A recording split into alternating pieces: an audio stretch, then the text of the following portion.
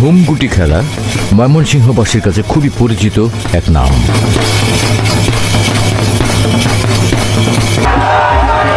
40 KG ওজনের পিতলের তৈরি বলের মতো দেখতে একটি বস্তুর নাম গুটি।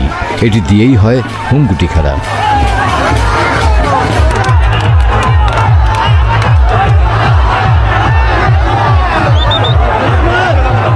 এই খেলায় নেই কোনো নিয়মকানুন, থাকে না কোনো রেফারি কিংবা বিচারক।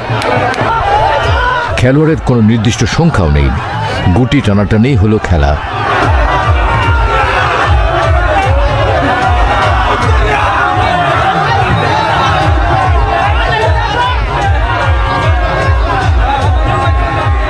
টেনে হেঁচড়ে কাড়াকাড়ি করে যে বা যারা এই গুটি গুম করে ফেলতে পারবে তারাই বিজয়ী। 266তম হোমগুটি খেলায় অংশ নিতে মঙ্গলবার সকাল থেকেই ফুলবাড়িয়া লক্ষ্মীপুর গ্রামে মানুষজন আসতে শুরু করেন। বিকেলে খেলা শুরুর আগেই খেলাস্থল পরিণত হয় জনসমুদ্রে। পৌষ মাসের শেষ দিনকে ময়মনসিংহের ফুলবাড়িয়ায় আঞ্চলিক ভাষায় বলা হয় পুহুরা।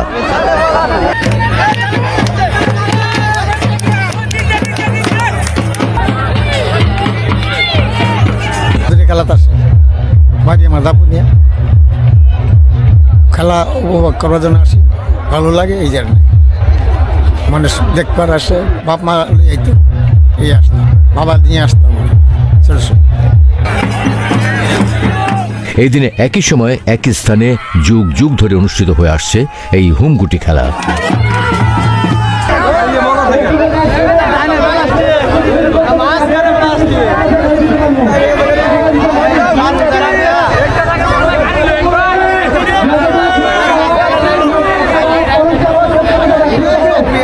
এখানে আমরা সকলে আসি আনন্দ উপভোগ করার জন্য। এটা আমার বাপদাদা বা তারও পূর্বপুরুষরা প্রায় 266তম আজকে এই খেলাটা মূলত ছিল আগে যে জমিদার যারা শাসন করত তারা দুইটি দলকে তারা বিভক্ত করেছিল। এলাকা ভিত্তিক এক একটি দলে শত শত খেলোয়াড়ের অংশগ্রহণে চলে গুটি দখলের শক্তির লড়াই। এই খেলাকে কেন্দ্র করে লক্ষ্মীপুর, দেওখোলা সহ পার্শ্ববর্তী গ্রামগুলোতে চলে উৎসবের আমেজ।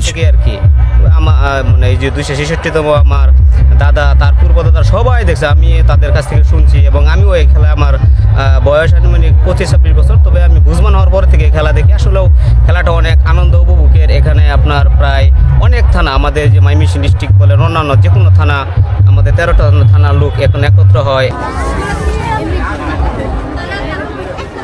এদিকে হোমগুটি খেলাকে ঘিরে বসা গ্রামীণ মেলায় শিশুদের খেলনা ও খাবারের দোকানও ছিল উপচে পড়া ভিড়। খেলা দেখতে